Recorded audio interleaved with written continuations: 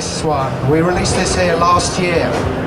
The impOSCar, a really rare British mono synth. There was 2,000 made.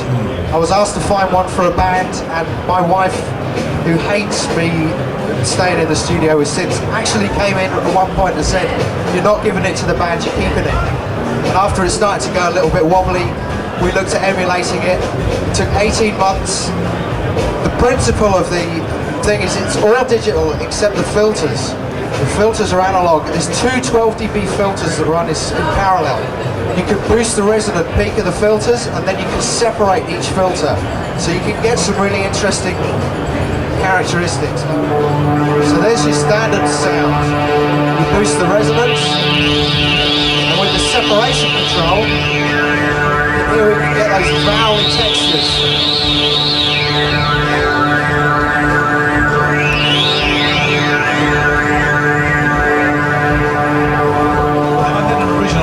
One of the original 2000, and they are a really great sound, great flat sound, great for recording. The problem was they were desperately unreliable because technology was unreliable then. You mentioned your wife, and my wife was unreliable then. It was just one of those periods of time. In fact, all my wives have been unreliable. You had one of those? Oh, yeah, several. I've had several of those. But I'd rather have an Oscar. I mean, not a guy called Oscar. But the great thing about this what is fantastic with the sausage is you're able to solve all the problems that the original hardware's had. And the Oscar was a great machine that was just terribly unreliable.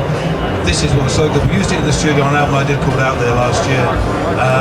In fact, downloaded, thank you sir, he was sold free. And we downloaded it from Dave from G Media.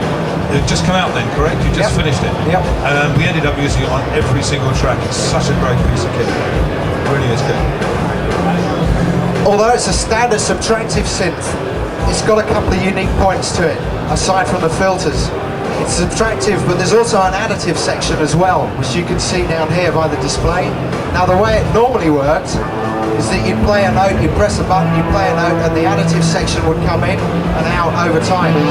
But as Rick said, it was pretty unreliable. So I'm going to take you to that. So this is the harmonics. You got your standard subtractive synth waves, but then you've also got these user waves. Here we have the harmonics.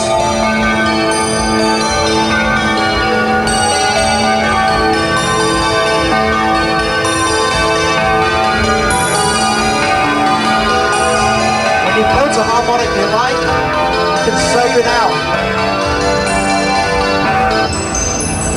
Dissonant.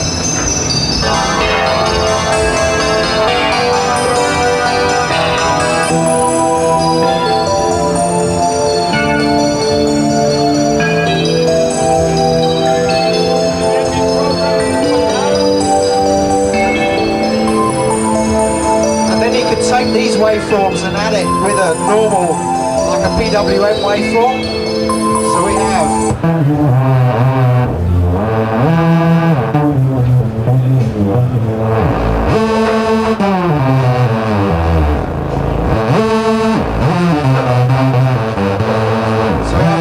bass curve and a PWM waveform. So we can change the bass curve.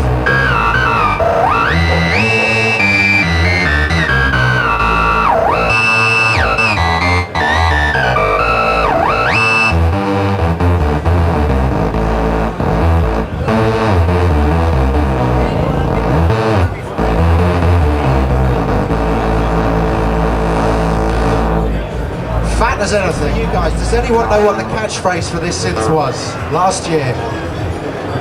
The original one. The original? The catchphrase for the original? Oh, okay. Yeah. It's my third wife, I think.